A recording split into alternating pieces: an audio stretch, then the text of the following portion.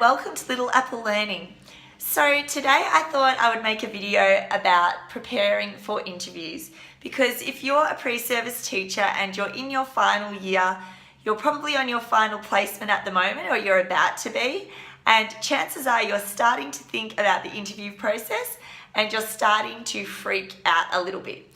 So hopefully I can give you some tips today and help you calm your nerves so that you're prepared when that phone call or email comes through, that awesome one to say that you have an interview. Hopefully your uni has been able to prepare you for this a little bit. I know that when I was at uni, I went to ACU and they gave us 2 days of sort of preparation, I guess, for interviews, and I found that really useful. However, if you're in your final placement, there's a chance that you might be offered a job during this time and be given an interview during this time, so it's always better to be prepared early.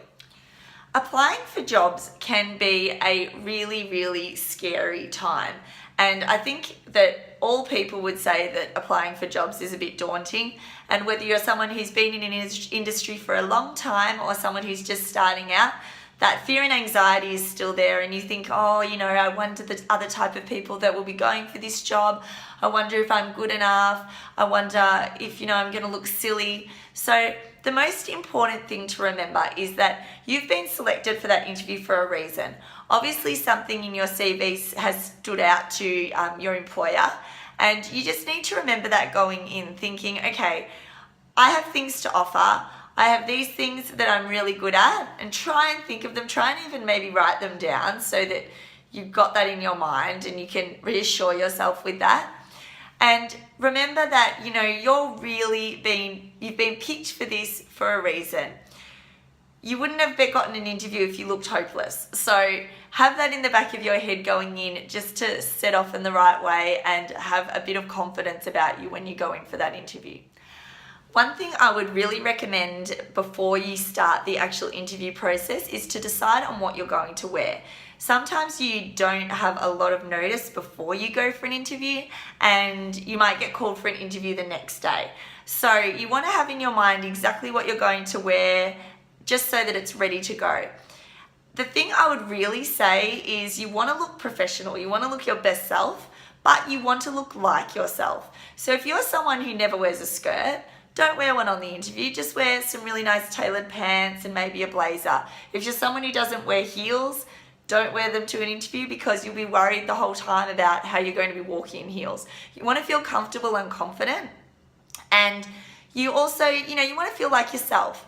So I would really recommend, make sure you've got, it doesn't even have to be a new outfit, but something that is looking really polished.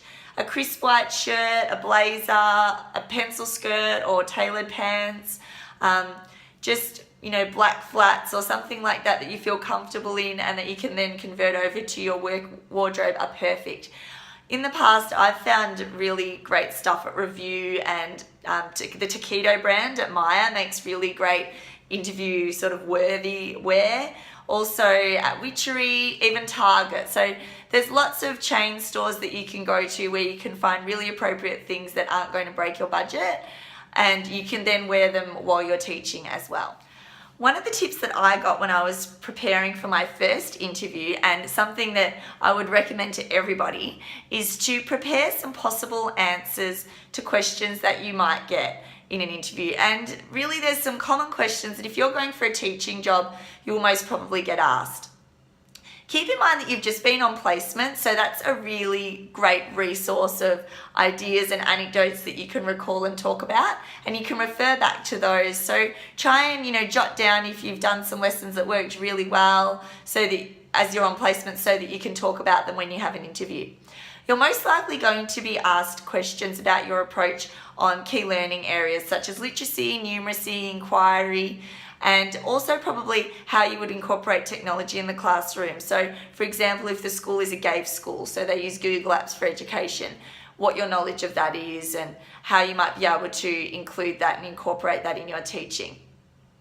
Make sure that you're brushed up on these type of topics, because you're almost guaranteed to be asked about them. So people will be able to tell if you are just making it up on the spot. But if you've got some ideas about how you would implement these areas of learning, then you're going to appear really confident and know your stuff. And you do know your stuff. You've finished your course and you've been doing valuable learning during the university course, so now is the time to really show it off. Something else that I would also really recommend is looking carefully at the school's vision statement or the school's beliefs. So if you're in a religious school, or if you're at a school that has a particular approach that they teach by, like a Steiner school or a Montessori school, then make sure you're knowledgeable about that. Talk about how you could use your assets to help in their community, and also discuss about how your way of teaching suits that way of learning. So that can be really quite scary for some people, but I think if you're just aware of it before you go into an interview, you're prepared, and that'll help with your confidence and make you look a lot more competent and appealing as an employee. A huge part of the interview process is preparation. And unfortunately, people can tell when you're not prepared. So if you've had a big night and then you've just rocked up at the interview and you're not really sure what you're going to say, it's going to sort of be a bit obvious. So something that you can do in advance to try and make sure that you're ready is to organize a portfolio. Now, this might be a hard copy of a portfolio, and you might also like to supply a digital copy.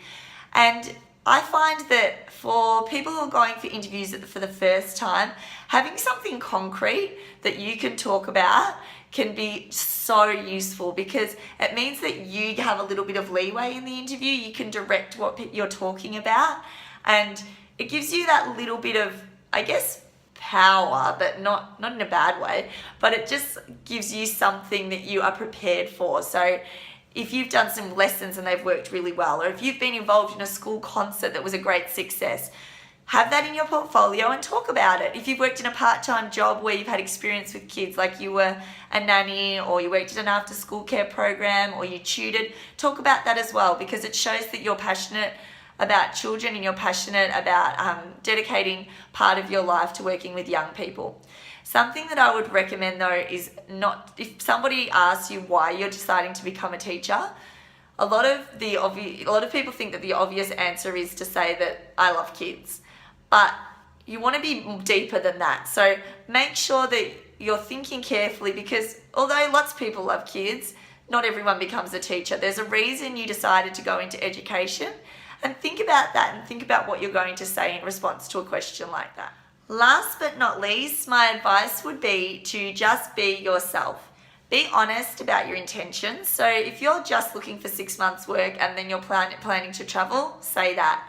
If you're looking for a year's work, or if you're looking for an ongoing position, you're hoping to get an ongoing position at the school eventually, be honest and upfront and say that, because I think that employers will remember things that you said in your interview and any promises you made. If you say you're awesome at teaching art and you don't really have any art experience at all, you'll find it really awkward if you get placed in a role where you have to be an art coordinator. It's going to come out in the wash eventually if you're not being completely 100% honest in an interview.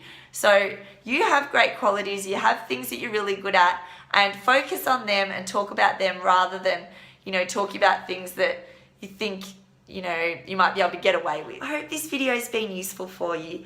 I know that the job application process can be scary, and sometimes it can be really long and draining and daunting, but remember that you have gotten to this position for a reason.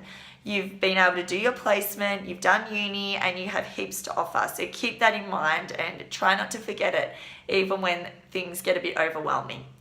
If you'd like to ask me any questions at all, just leave them in the comments box below. And don't forget to give a thumbs up and like this video if you've enjoyed it. Please press subscribe if you'd like to see more videos like this or other videos about teaching. And you can contact me at my Instagram at Little Apple Learning. So have an awesome week and good luck, and I'll talk to you soon. Bye.